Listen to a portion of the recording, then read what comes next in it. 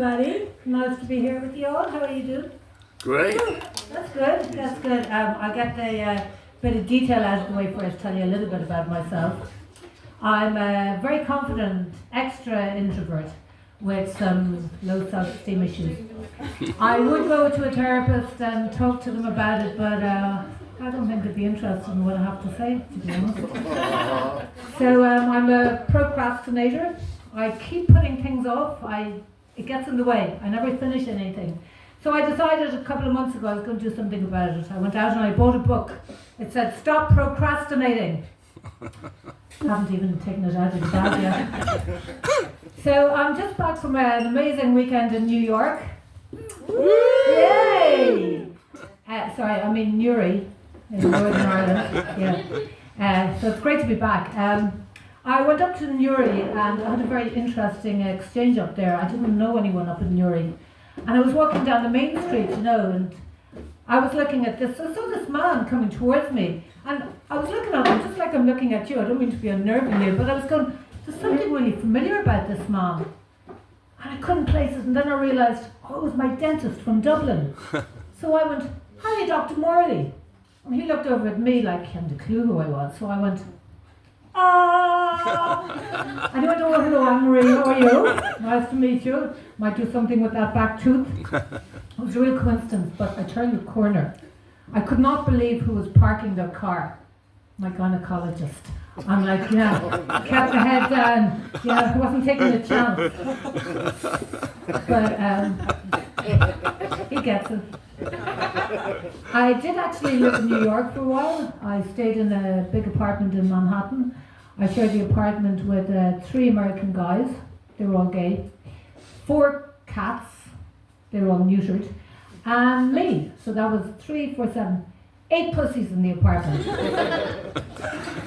They were totally wild, these guys. Like when I called, they were having a house party, and Robert was like, "Come on in, well, you got the room, don't worry about it. Listen, what do you want? We got wine, spirits, cocaine, dollies, mollies, bonsais. You want some special K-uppers, downers, whatever you want. We got it." I'm like, "Oh, geez, do you have any Barry's tea?" He was like, "Oh, you Irish, you're so crazy."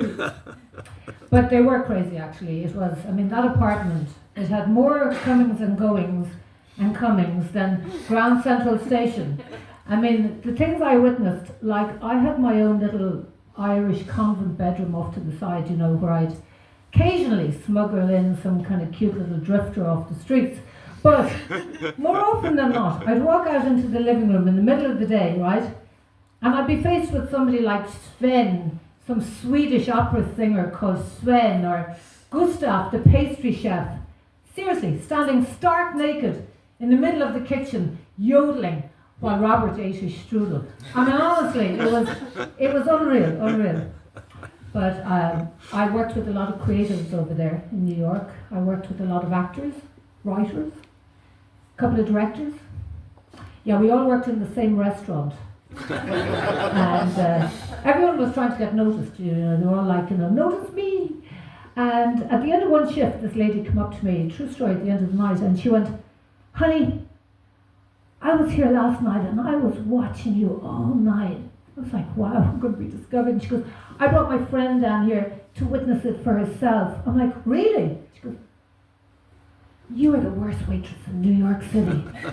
I'm like, "Thanks, I'll take the award, But I have big feet.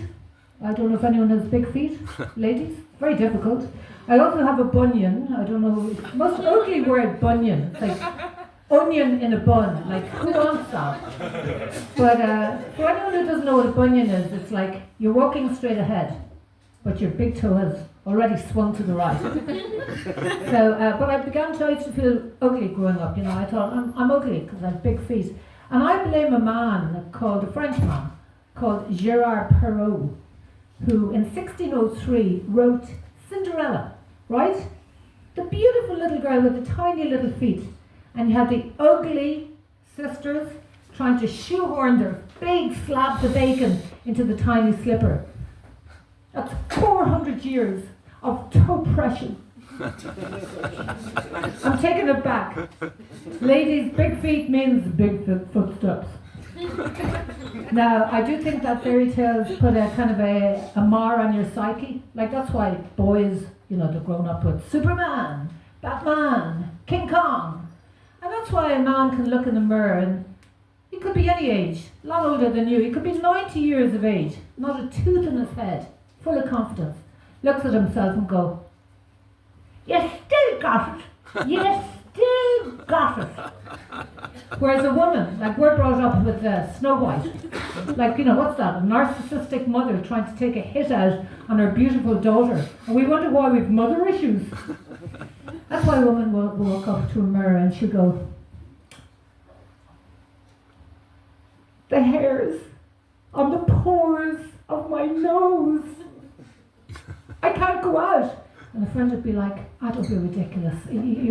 Look through my mini Hubble telescope. It doesn't miss a thing."